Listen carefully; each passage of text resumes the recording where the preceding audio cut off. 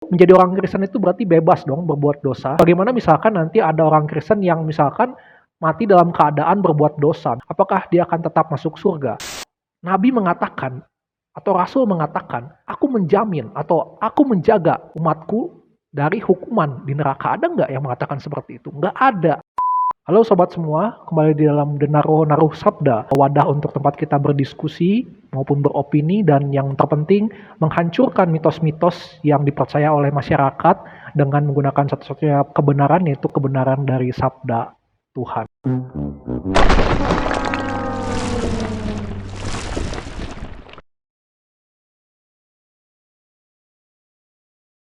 Lewat video ini saya berharap untuk polemikus yang beragama non-Kristen begitu, yang selalu menyerang iman Kristen dengan mengutip ayat-ayat sembarangan, boleh mengerti dan berhenti ya menggunakan senjata yang sama. Ya, senjata apakah itu?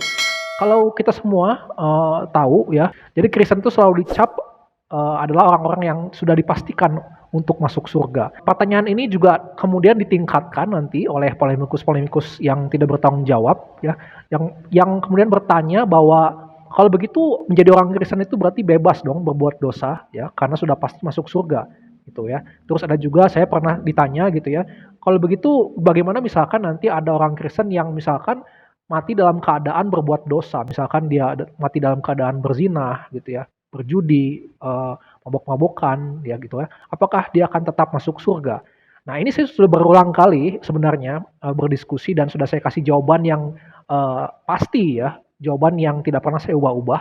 Tetapi entah mengapa masih ada pertanyaan-pertanyaan yang sama dan saya berharap lewat video ini semua bisa clear ya. Yang pertama, tentu saja secara pasti ya, sabda Allah mengatakan memang di dalam Roma 10 ayat 9 bahwa orang Kristen itu pasti masuk surga. Ya, itu pasti diselamatkan daripada hukuman di neraka.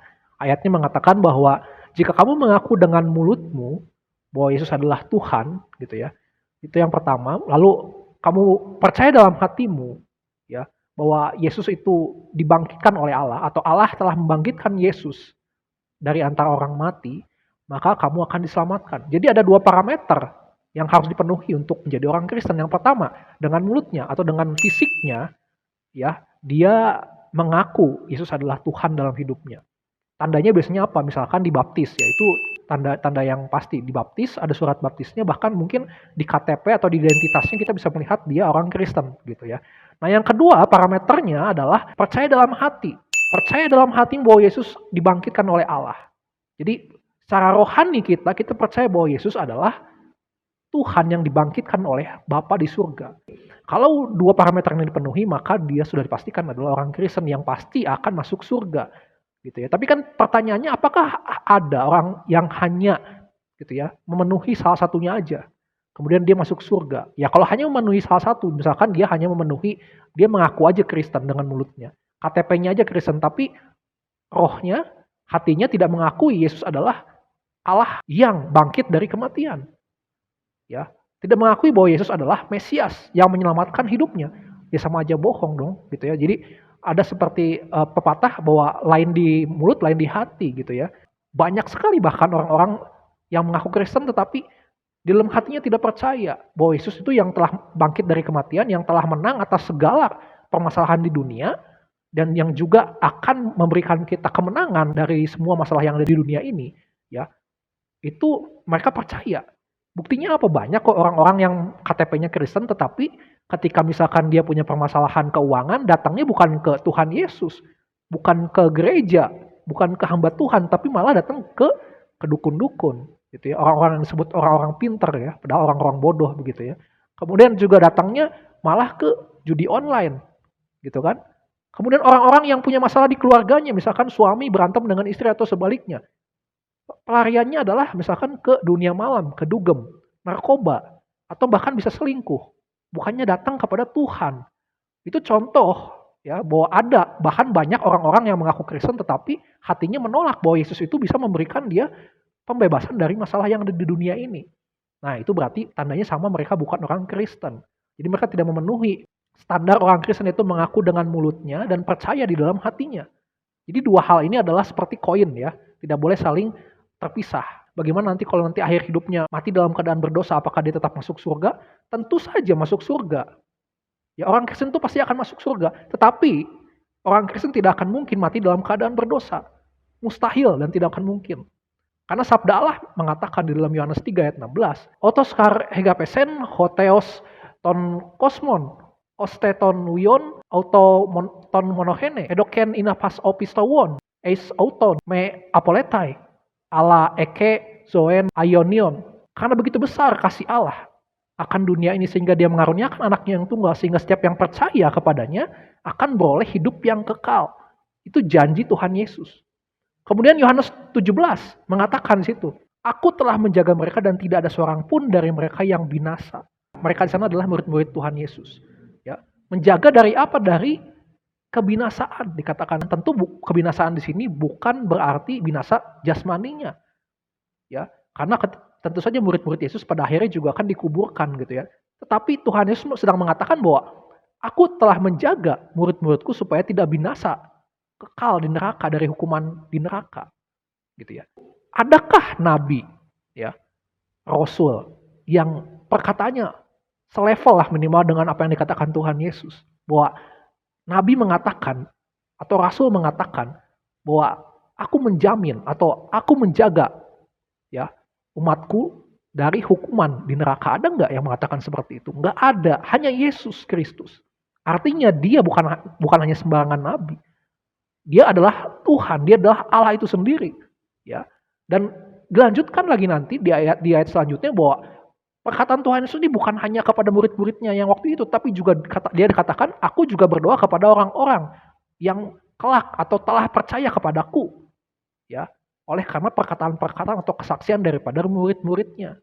Jadi kepada saya, kepada kita semua yang percaya kepada Yesus adalah Tuhan Juru Selamat, maka Yesus juga mengatakan, ya, bahwa kita telah dijamin, kita telah dijaga oleh Tuhan, ya, supaya kita tidak binasa. Artinya apa? Tidak mungkin saya, tidak mungkin kamu, semua yang percaya kepada Yesus adalah Tuhan, itu mati dalam keadaan berdosa.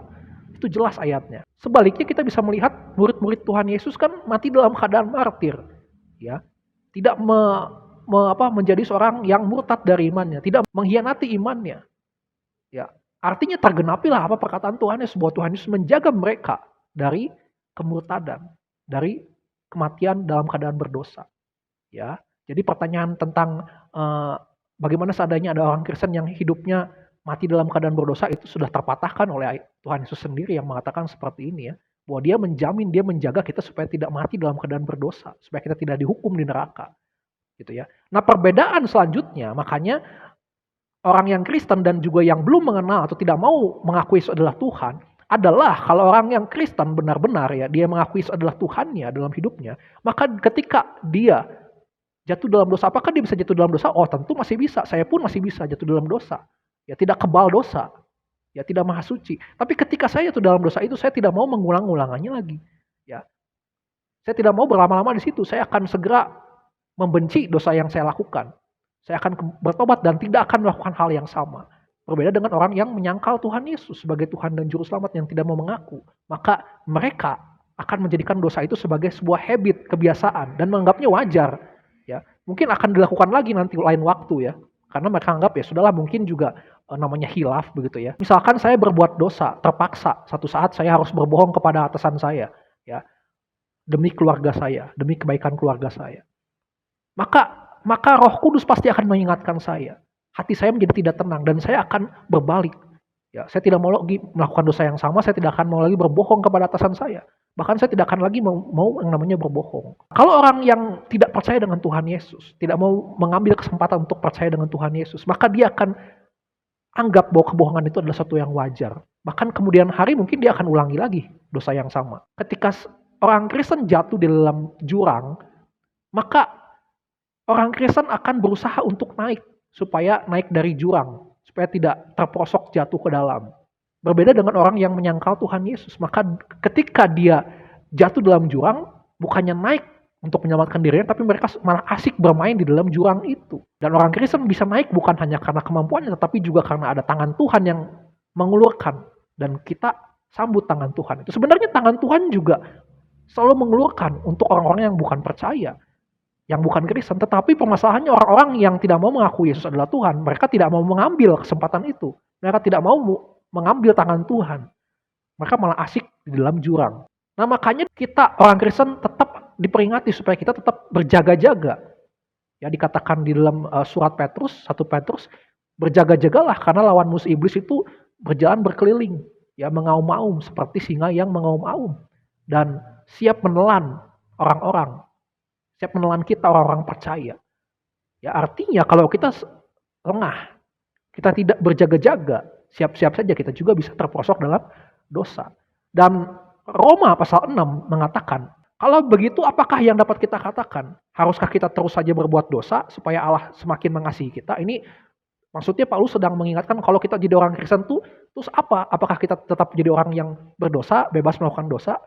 Ya Paulus mengatakan, tentu tidak. Dosa tidak lagi berkuasa atas kita. Jadi mana bisa kita terus-menerus hidup dalam perbuatan dosa. Jadi dosa tidak lagi bisa berkuasa dalam orang Kristen. Dan kita orang Kristen tidak akan bisa lagi berbuat dosa yang sama. Artinya begitu. Artinya orang Kristen tidak akan melakukan dosa yang sama lagi di dalam hidupnya. Ya, jadi kalau ada Anda lihat orang yang mengaku Kristen tetapi dia masih saja melakukan dosa yang sama, judi, ya, mabok-mabokan, sebenarnya dia bukan orang Kristen, hanya mengaku-ngaku saja. Ya, maka untuk orang seperti itu tidak ada surga kalau dia kelak akan meninggal, kecuali dia bertobat ya, tidak melakukan dosa yang sama lagi. Dua hal yang saya sampaikan ini sifatnya mutlak ya, sobat semua, tidak bisa diganggu-gugat bahwa orang Kristen itu pasti masuk surga, tetapi masih ada kemungkinan untuk mereka berbuat dosa, tapi sekalipun demikian Tuhan Yesus pasti menjaga mereka supaya mereka tidak mati dalam keadaan konyol atau mati dalam keadaan berdosa. Ya, sehingga mereka pasti akan mati dalam keadaan syahid ya, dalam keadaan martir begitu. Nah, kiranya ini tidak lagi menjadi pertanyaan yang terus berulang-ulang ditanyakan dan supaya sekiranya ya kalian para polemikus yang bukan Kristen yang selalu menjelek-jelekan atau menanya-nanyai menjatuhkan iman Kristen itu ya supaya tidak ngebul lah, seenggaknya otaknya dipahami, dicerna baik-baik gitu ya. Dan semuanya supaya ini semua bisa menjadi bahan pertimbangan, koreksi kita supaya kita menjadikan Yesus sebagai Tuhan juru selamat dalam hidup kita karena kita tidak mungkin bisa menyelamatkan diri kita sendiri kalau bukan Tuhan yang menyelamatkan kita. Wassalamualaikum dan shalom, salam sejahtera, salam toleransi buat kita semua dan sampai jumpa di lain kesempatan.